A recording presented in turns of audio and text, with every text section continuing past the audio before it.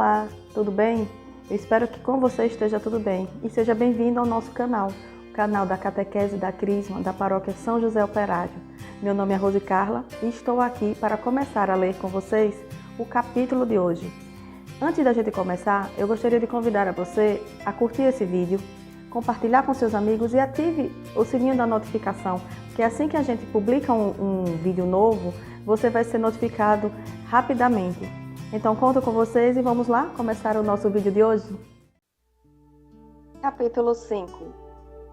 Scott à procura da igreja. O relato de Scott.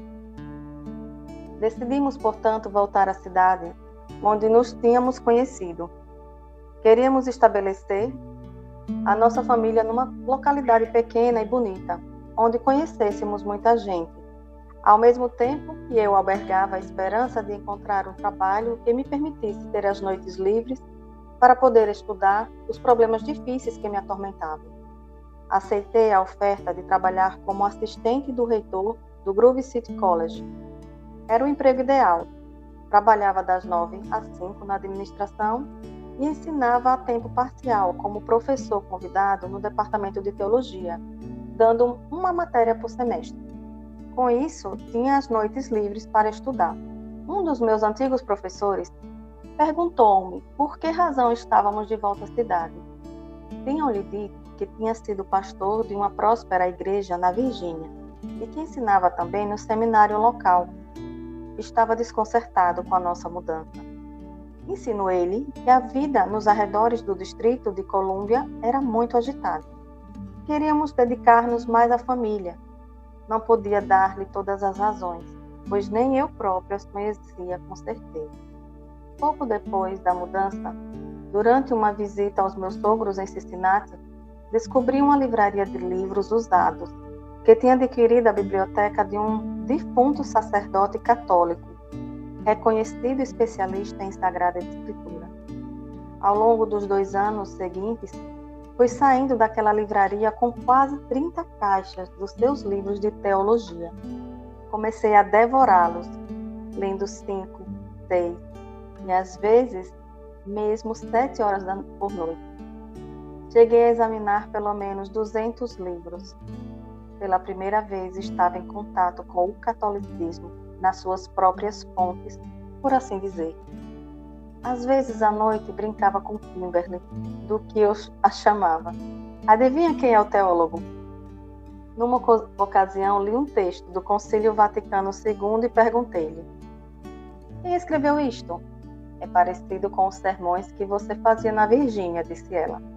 Não imagina como tenho saudade de ouvi-lo pregar. Isto não é meu, é do Vaticano II, acredita? Não me interessa nada disso. Foi a sua única resposta. Continuei a ler todo tipo de livros de teologia católica. Uma noite, detive-me na sala de jantar, a caminho para o escritório, e disse-lhe: Kimberly, tenho que ser sincero contigo. Há um tempo que venho lendo muitos livros católicos e creio que Deus me está chamando para a Igreja Católica. Ela respondeu rapidamente: não poderíamos tornar-nos episcopalianos? Pelo visto, havia algo mais terrível do que ser episcopaliano, tudo menos católico. Entrei no seminário católico de rito bizantino para assistir à liturgia das vésperas. Não era uma missa, era apenas um ofício de oração com todas as reverências, incenso e ícones, odores e sino. Ao terminar, o seminarista me perguntou: o que é que você achou? Só consegui murmurar: agora já sei para que é que Deus me deu um corpo, para adorar o Senhor com o seu povo na liturgia. Voltei para casa procurando e pedindo insistentemente a ajuda de Deus. Ainda tinha esperança de encontrar algum defeito grave que me dissuadisse de me lançar ao Tibre, ou de me tornar um papista, como costumávamos dizer.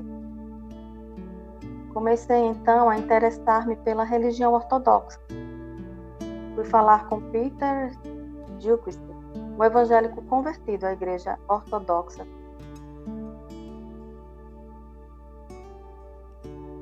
Comecei então a interessar-me pela religião ortodoxa.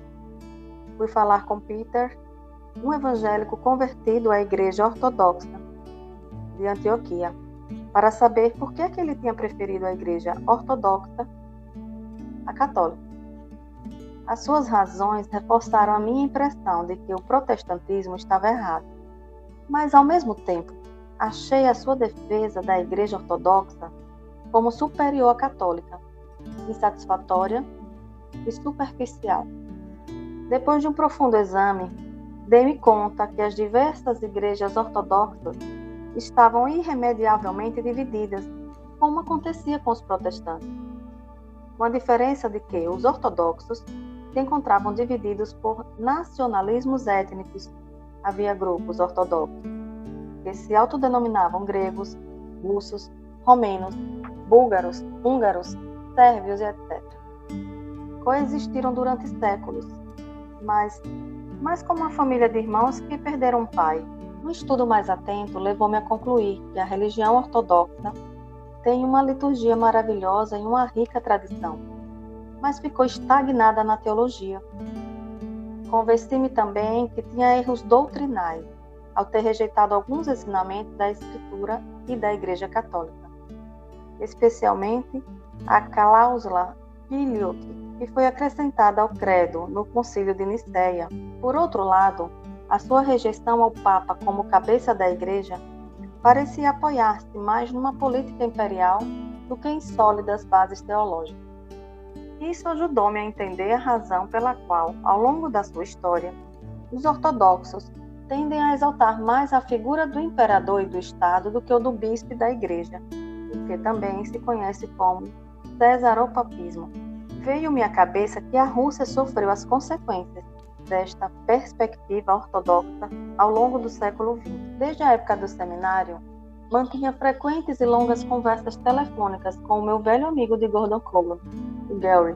Tínhamos grande afinidade espiritual e ele amava a Bíblia, tanto como eu, e odiava a Igreja Católica ainda mais do que eu.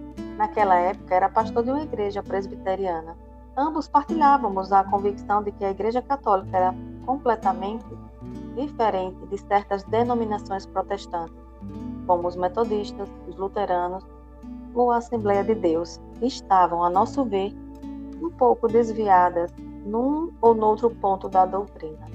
Mas se a Igreja Católica estava errada, não era apenas em questões de pormenor, porque nenhuma igreja protestante sobre a terra tinha as extraordinárias e ofensivas pretensões que a Igreja Católica reivindicava como próprias. Por exemplo, os metodistas nunca mantiveram que a sua fosse a única e verdadeira igreja fundada por Jesus.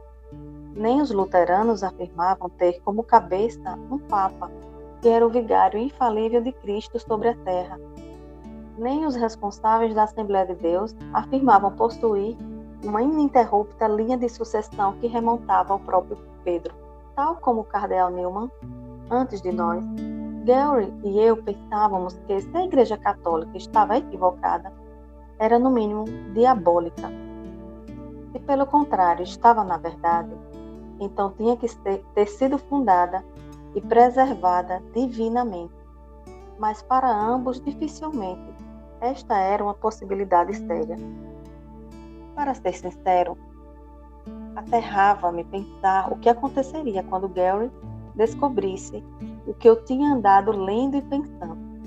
E como falávamos muito, calculei que seria apenas uma questão de tempo. Uma noite finalmente aconteceu. Estávamos conversando sobre a Escritura, já fazia quase uma hora, quando de repente senti a necessidade de lhe ler um fragmento de O Espírito e as Formas do Protestantismo, do padre Louis Boyer. Não pensava dizer-lhe o título, nem o autor, nem sequer a crença religiosa. Só queria ver a sua reação. Depois de uma longa pausa, Gary exclamou: "Puxa, Scott, isto está muito bem escrito. De quem é?" A sua resposta deixou-me sem respiração, pois nunca pensei que gostava. O que eu faria agora? Quase sem voz respondi: "Louis Boyer." "Boyer? Nunca ouvi falar dele. O que é? Anglicano?" "Não. Não há problema, Scott. Eu também leio autores luteranos." Também não é luterano. Então o que é? Metodista? Não.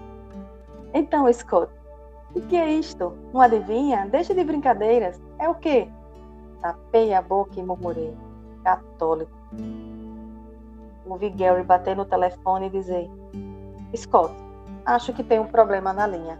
E não consegui ouvir o que você falou.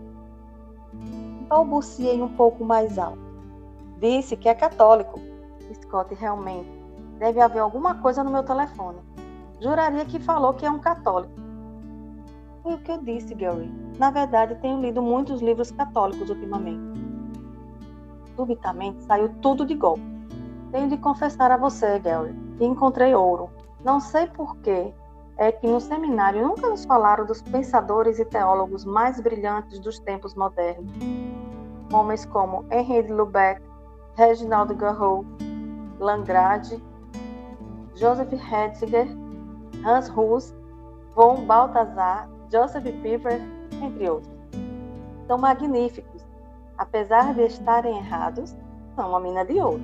Gary ficou pasmado. Calma, Scott. Mais devagar. Espera um segundo. O que é que está acontecendo? Gary, preciso de sua ajuda, suspirei. Claro que te ajudo, homem, disse. Claro que te ajudo. Me mande uma lista dos títulos que leu e eu lhe mando outra com os melhores títulos anticatólicos que conheço. Foi assim que enviei a Gary uma lista dos melhores livros de teologia católica que tinha lido.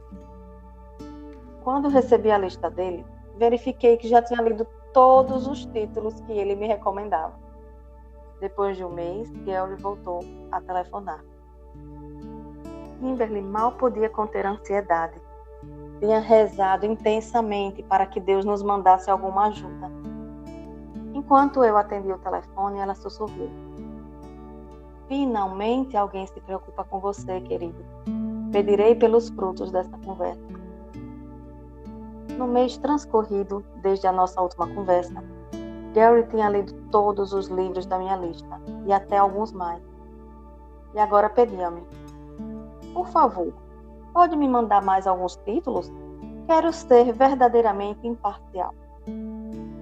Para Kimberly, Gary era uma espécie de cavaleiro da reluzente armadura, enviado por Deus para resgatar o seu esposo da heresia, e tinha credenciais para tanto. Era um erudito pi, beta, kappa, que se graduara em grego clássico e em latim, e fizera estudos de hebreu e de arameu. Estava, portanto, mais do que preparado para o combate.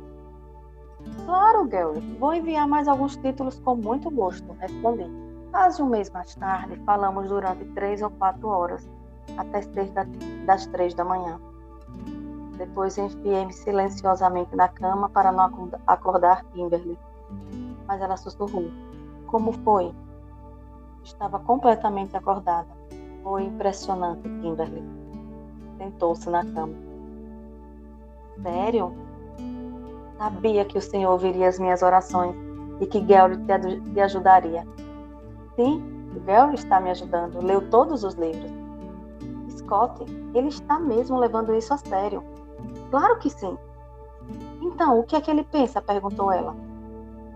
Bom, disse que por enquanto não encontrou um único ponto da doutrina católica para o qual não se possa encontrar suporte bíblico. Não era isso exatamente o que Kimberly esperava ouvir. O quê? Exclamou. Na escuridão, ouvia enfiar-se na cama. Escondeu a cara no travesseiro e começou a chorar. Procurei acalmá-la, mas ela exclamou: não me toque, sinto-me traída. Desculpa. Em todo caso, o Gary continua estudando, por isso não perca a esperança. O Gary, que supostamente iria ajudar-me, acabou por fraquejar. Começou a estudar mais a fundo a Escritura, e como consequência descobriu todo o sentido da fé católica à luz da teologia da aliança e dos primeiros padres da igreja. Falamos muito ao telefone, procurando descobrir em que é que a Igreja Católica estava errada. Tinha de estar. Como conseguiríamos prová-lo? Cada vez que pensávamos ter achado o calcanhar de Aquiles, não só encontrávamos uma resposta, como uma resposta inquestionável. Começamos a sentir-nos realmente inquietos. Nesse meio tempo, Kimberly acabava de dar à luz ao nosso segundo filho, Gabriel. Outro filho significou uma enorme alegria. Ao mesmo tempo, tornou mais premente a necessidade de resolver a situação. Agora, Kimberly era uma mãe muito ocupada, com pouco tempo para estudar teologia, e que se sentia cada vez mais ansiosa e confusa. Mas eu continuava lendo e estudando, como um fanático. Foi duro, porque Kimberly não queria ouvir falar da Igreja Católica. E mais duro ainda, porque vários sacerdotes que visitei também não queriam falar sobre a Igreja. Saía discretamente à procura de algum sacerdote que pudesse responder algumas das dúvidas que ainda tinha, mas um após outro desiludiram. A um deles perguntei-lhe: Padre Jim, o que eu devo fazer? Converter-me ao catolicismo? Em primeiro lugar, disse-lhe, não me chame de padre, por favor. Em segundo lugar, creio que na realidade você não precisa se converter. Depois do Vaticano II, não é muito ecumênico converter. O melhor que pode fazer é ser simplesmente o melhor presbiteriano que puder, para melhor a Igreja Católica, se mantiver onde está. Assombrado, respondi: escute, padre, não lhe estou pedindo que me agarre pelo braço e me faça católico à força. Creio que Deus pode estar me chamando à Igreja Católica, e é aí onde quer que eu encontre o meu lar, a minha família de aliança. Ele respondeu friamente: bom, se o que quer é alguém que o ajude a sua conversão, você procurou a pessoa errada. Fiquei gelado. De regresso a casa, pedi ao Senhor que me guiasse até alguém que pudesse responder as minhas questões. De repente tive uma ideia. Talvez devesse inscrever-me em matérias de teologia numa universidade católica. Enviei a minha candidatura para o programa de doutorado da Duquesne University, em Pittsburgh. Fui aceito e recebi uma bolsa. Semanalmente viajava até lá de automóvel para assistir às aulas. Em alguns dos seminários eu era o único protestante e o único estudante que defendia o Papa João Paulo II. Era algo paradoxal. De repente me achava explicando a padres e até a ex-padres como certas crenças católicas tinham seu fundamento na Bíblia, especialmente na sua teologia da aliança. Não era certo que pudesse encontrar respostas para as minhas perguntas ali. Às vezes, na volta de Pittsburgh, acompanhava-me um amigo católico de Grove City, que se encontrava com o padre John, do Opus Dei. Antes, nunca tinha ouvido falar do Opus Dei. Tudo o que sabia é que era um sacerdote que levava a sério as minhas perguntas, dava respostas ponderadas e me fazia saber que rezava por mim. Era um homem humilde. Só mais tarde descobri que tinha estudado teologia em Roma, onde tinha feito doutorado. Vários católicos do Duquesne vieram falar comigo e comentaram: você realmente consegue tornar eloquente a Escritura. Soa a católico o que você diz. Eu respondi: creio que é católico. Nesse dia à noite, perguntei em voz alta a mim mesmo diante de Kimberly: por que será que Gary e eu somos os únicos que vemos estas doutrinas católicas na Escritura? Kimberly respondeu com um certo cinismo: talvez porque a igreja sobre a qual estão lendo já não existe. Talvez ela tivesse razão. Sentia-me assustado. Sabia que Kimberly pedia a Deus que alguém me ajudasse. Eu também rezava muito. Alguém me mandou um terço de plástico. Ao ver aquelas contas, senti que me enfrentava com o obstáculo mais forte de todos: Maria. Os católicos não fazem a menor ideia de como é duro para os cristãos bíblicos aceitarem as doutrinas e devoções marianas. Mas eram já tantas as doutrinas da Igreja Católica que se tinham mostrado solidamente baseadas na Bíblia, que decidi dar um passo de fé neste ponto. fechei-me no escritório e rezei silenciosamente. Senhor, a Igreja Católica demonstrou estar na verdade em 99% dos casos. O único grande obstáculo que ainda subsiste é Maria.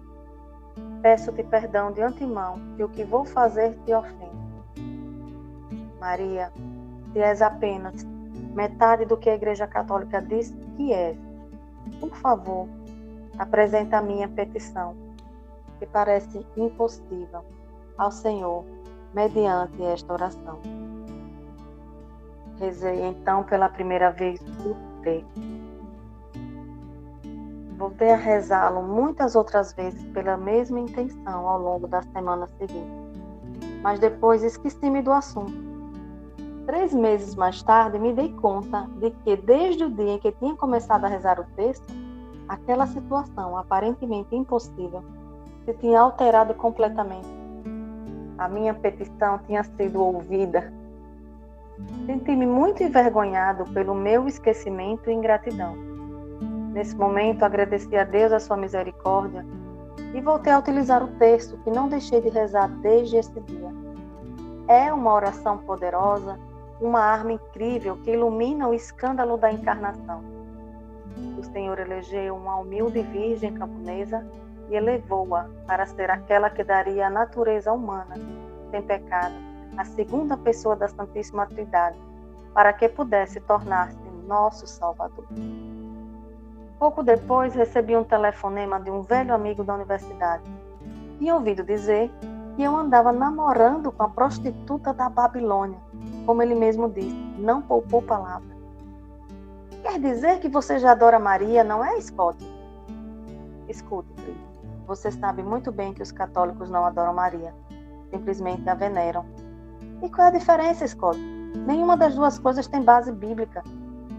Não sabia o que dizer. De texto na mão, invoquei Maria para que me ajudasse. E revigorado respondi: olhe, e pode ter uma surpresa. Ah, é? Por quê? Comecei a dizer a primeira coisa que me veio à cabeça. Realmente é muito simples, Cris. Simplesmente recorda 2 princípios bíblicos básicos. Primeiro, você sabe que como homem, Jesus Cristo cumpriu à perfeição a lei de Deus, incluindo o mandamento de honrar pai e mãe. A palavra hebreia para honrar significa literalmente glorificar, ou seja, que Cristo não só honrou o seu Pai Celeste, como também honrou perfeitamente a sua mãe terrena, Maria, outorgando-lhe a sua própria glória divina. O segundo princípio é ainda mais simples, a imitação de Cristo. Imitamos Cristo, não só honrando as nossas próprias mães, como também honrando aqueles que Ele honra, e com o mesmo tipo de honra que Ele lhes dá.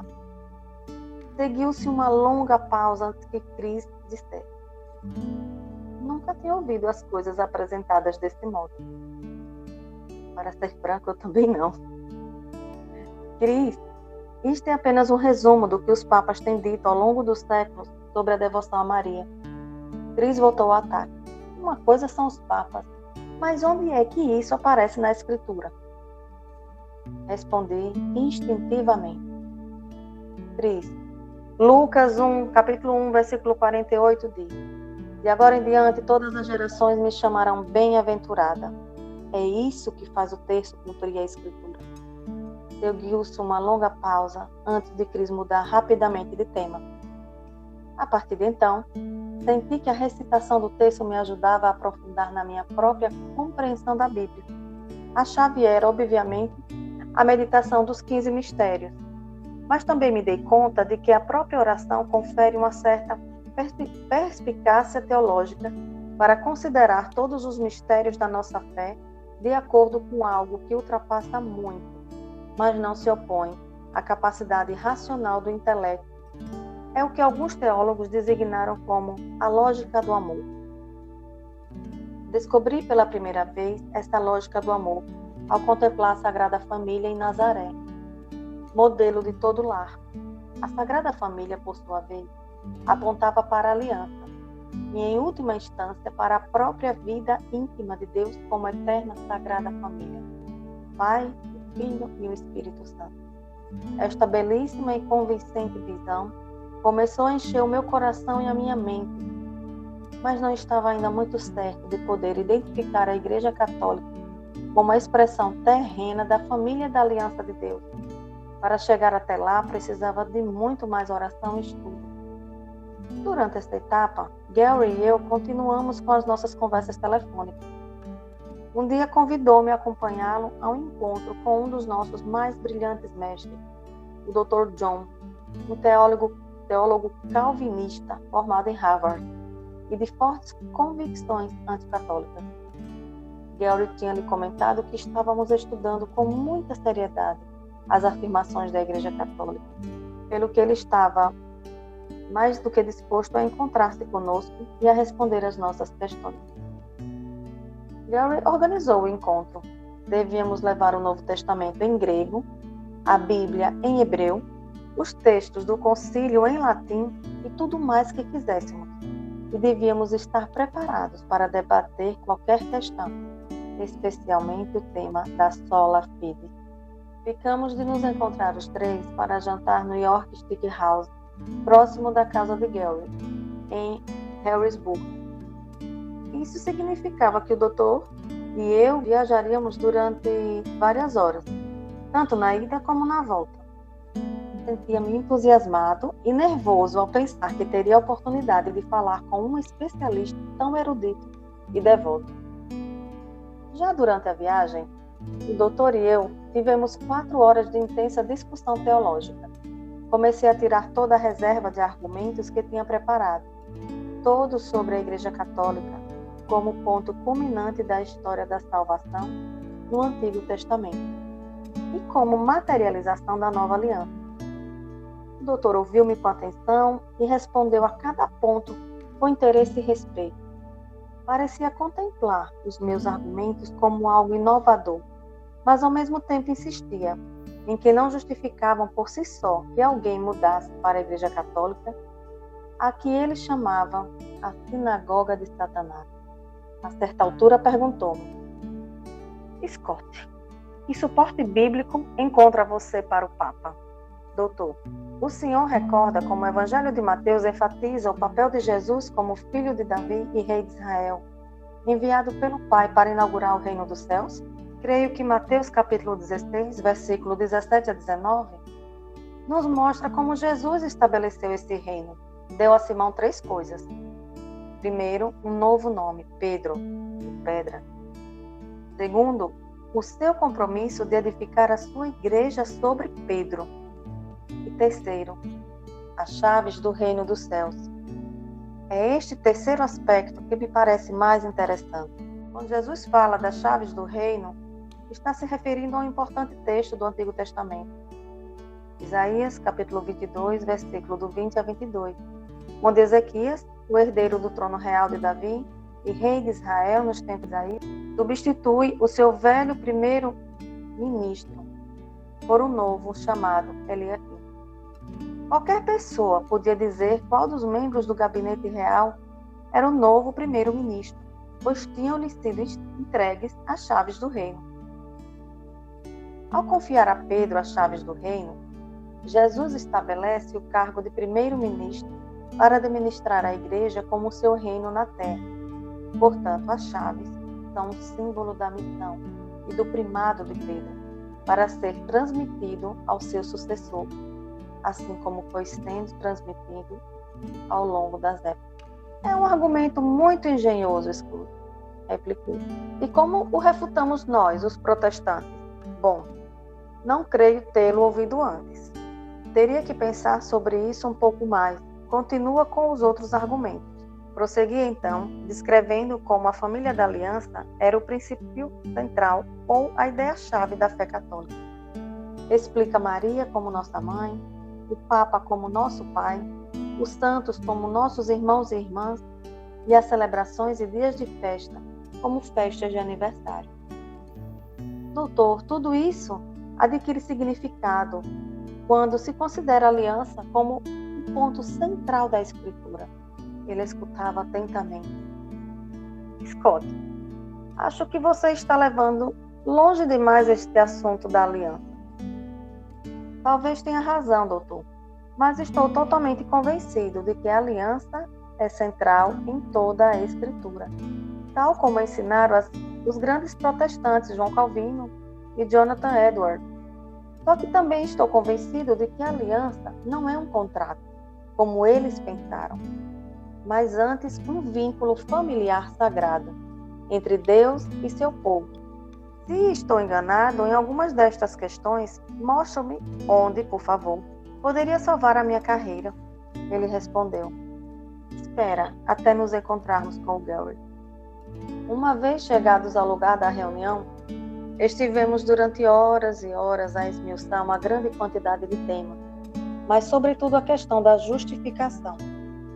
Apresentei a perspectiva católica, segundo a qual a justificação não é apenas uma mera absolvição, mas, à luz do Concílio de Trento, uma divina filiação. Durante 6 horas, Gary e eu apresentamos vários pontos de vista católicos. Nenhum foi refutado. Colocamos também muitas perguntas que não tiveram uma resposta satisfatória. Ao terminar, Gary e eu olhamos um para o outro. Ambos estávamos pálidos. Para nós havia sido um choque. Tínhamos desejado e rezado para que alguém nos livrasse da humilhação de termos de nos converter. No momento em que ficamos sozinhos, disse-lhe: Gary, sinto-me atraiçoado pela nossa tradição reformada. Vim aqui pensando que íamos ser salvos das águas, mas a Igreja Católica não perdeu um único ponto. Os textos do Concílio de Trento foram tomados fora do contexto. Sem se dar conta, o concílio tem sido mal interpretado em seus cânones, ao desligá-los das definições formuladas nos decretos. Na volta para casa, falei muito mais com o Dr. Gerstner. Pedi-lhe que me mostrasse onde é que a Bíblia ensina a doutrina da sola Escritura, mas não me deu um único argumento novo. Em vez disso, colocou-me uma pergunta: Scott, se você concorda que agora nós possuímos a palavra de Deus, inspirada e sem erros na Escritura, o que mais pode nos faltar? Respondi: doutor, não creio que a questão principal seja saber o que é que precisamos. Mas uma vez que o pergunta, expondo-lhe o meu ponto de vista.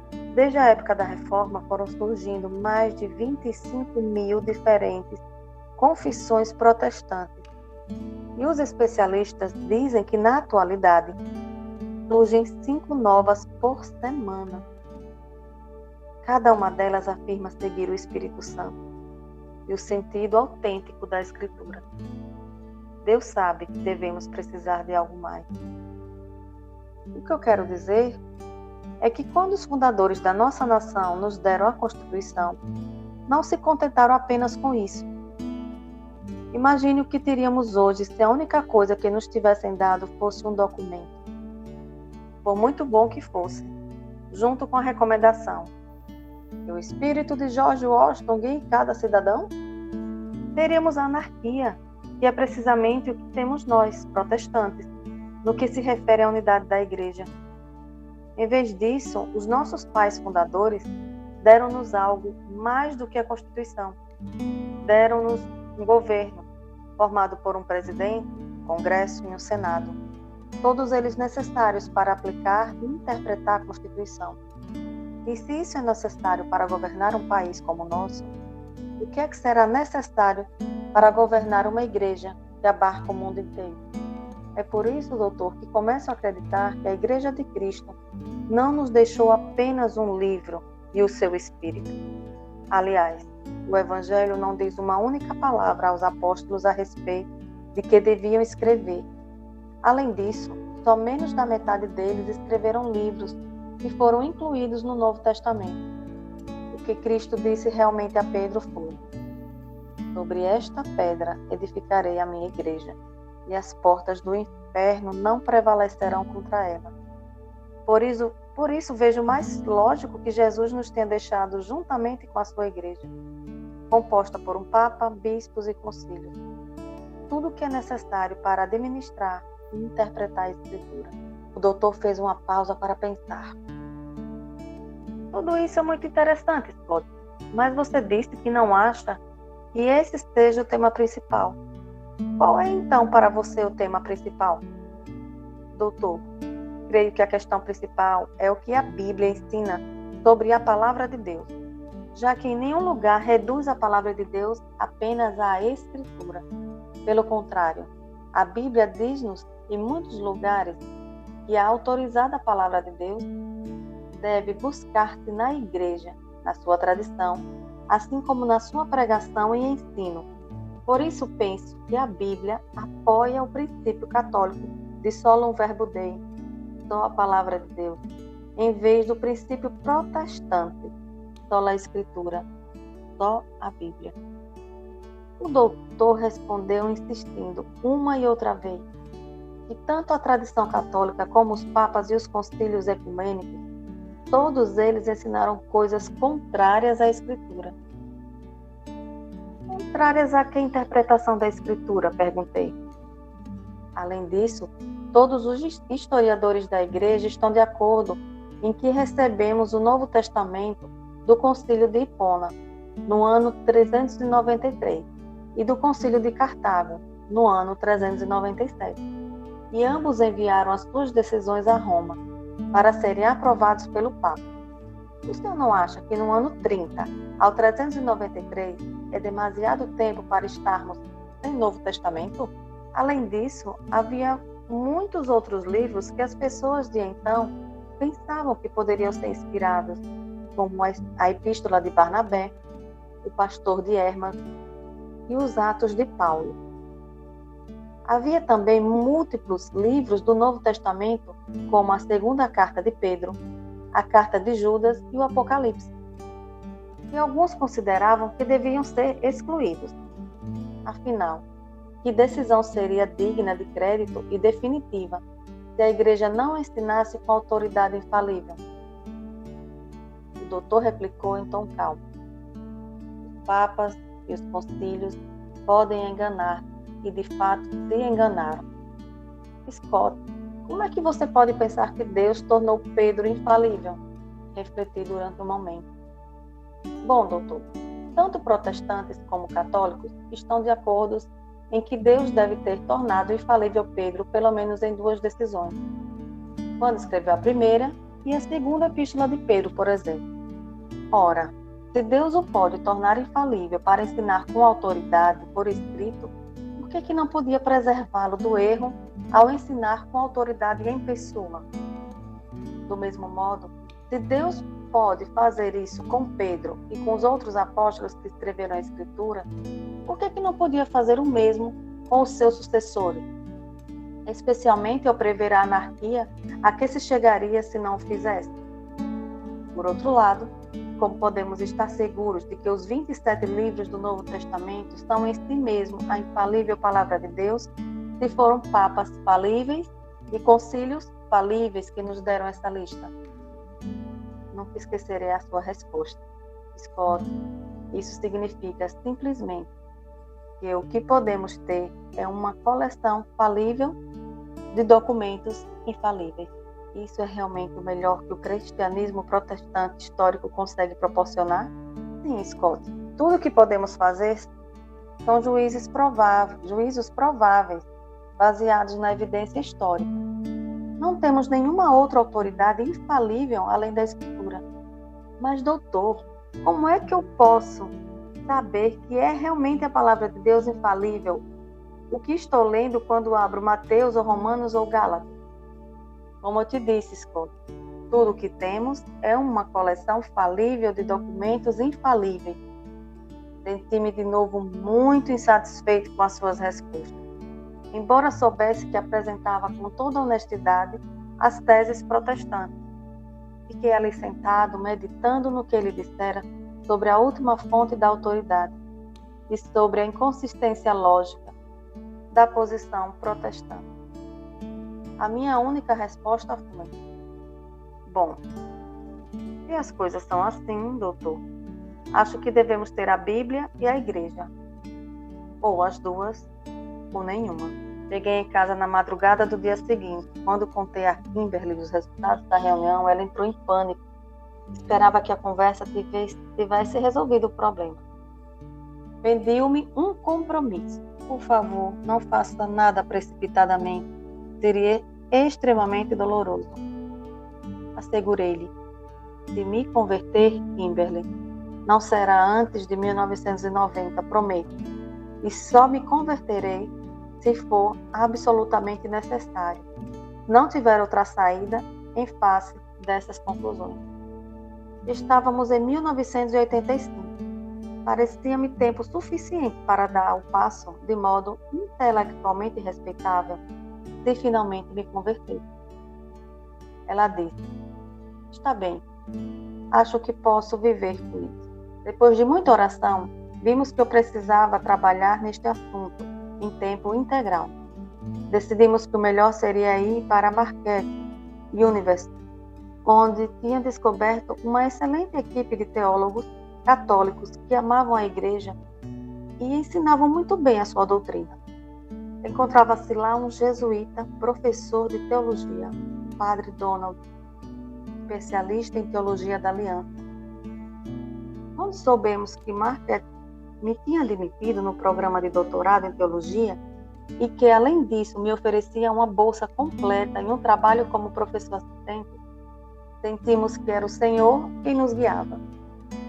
Mal sabia eu, mal sabíamos nós, o nosso casamento estava a ponto de defrontar o período mais sombrio e tormentoso que alguma vez pudéssemos ter previsto.